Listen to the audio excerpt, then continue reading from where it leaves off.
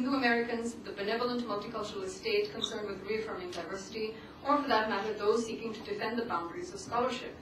Faith, marginalized by experience and reconstituted by practice, then represents a way to live within and with the trim precincts of a pluralist society. It becomes a means of translating Hinduism into a religion that can hold its own in the midst of so many other religions, at once intimately particular and broadly generalizable, at once pliable and strident. Now, just as critics of environmentalist neo-traditionalism worry about its resonance with other discourses of authenticity and indigeneity, most particularly Hindutva, here too there is the worry that the notion of the practicing Hindu makes room for Hindutva expressions in diaspora. It's interesting to note in this how the problem of non-Indian and non-Hindu representations of Hinduism in diaspora turns from a claim made to the multicultural state into a debate within the community or between India experts, whether academicians or others, on the equivalence of Hindu-American practice to Hindutva. There is an affinity of essences being established here between two distinct but allied essential notions of Hinduness, which lies at the heart of the argument made by Witzel and subsequently picked up by so many others. This appeals, too, necessarily to the secular multicultural state that is concerned with eliminating discrimination in terms that are recognizable to the multicultural state, as carrying discriminatory possibilities, as an imminent threat to religious freedoms, and so on. In this, it mobilizes the scholarly community and others, such as certain Dalit groups, with their own agendas of opposition to Hindutva. And in turn, it mobilizes the somewhat disparate Hindu Educational Foundation, the Vedic Foundation, and later CAPIM, or California Parents for the Equalization of Educational Materials, into a legal alliance against the multicultural state. Somewhere in the midst of this debate, mainstream Hindus come to be pitted against practicing Hindus, although who exactly these straw men are is really anybody's guess. The point, however, is that there is a notion of religion and faith that takes shape in the hands of critics, and this too, like scholarship, is ill-defined or negatively defined, simply as not Hindutva. Whatever we may think of any of these positions in this complicated debate, it's clear that the categories of religion, faith, and Hinduness are alternatingly interpolated by the fundamental ambivalence of multiculturalism, which here celebrates religious and cultural diversity, there guards against the assertions of cultural and religious groups. Faith exists only in the context of such secular debate. I will stop there. There are other things in the paper addressed which I could pick up for discussion. Thank you very much, Deepa.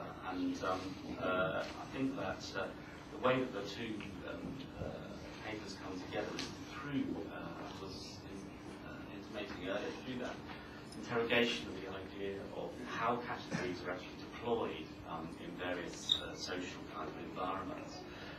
So Maya ends with the idea of rethinking theoretical concepts and so on. And I think that's taken up very much by Deepa's approach, looking at the way notions like faith and indeed practitioner are concepts which are deployed variously in different contexts. One of the things which interested me particularly, I think, was the way the practitioner comes out in the two papers quite differently.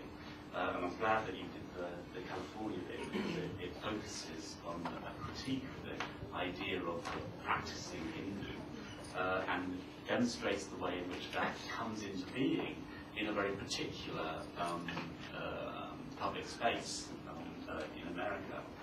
And at the same time, Maya's paper is a paper which works all the time with the notion of practitioner and the idea of a divide between scholars and practitioners. It struck me actually when I was reading it that you know, when we started these debates about how to engage practitioners in this project and thinking about that notion of a divide between scholars and practitioners, we were perhaps a little uncritical in using that notion of practitioner simply in terms of the opposite or the other of the scholar.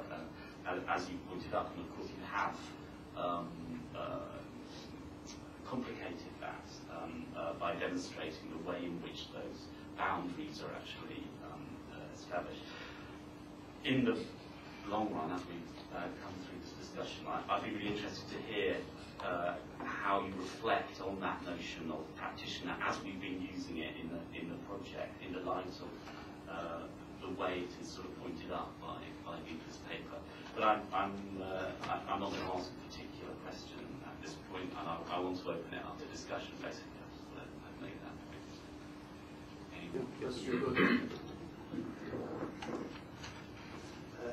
By listening to, I've read your papers also, by listening to both of you.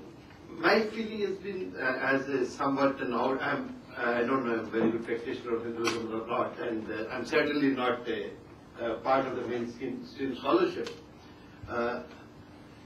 My feeling has been that the talking about is somewhat trivial, somewhat meaningless. Take this question of the binary between scholar and the practitioner.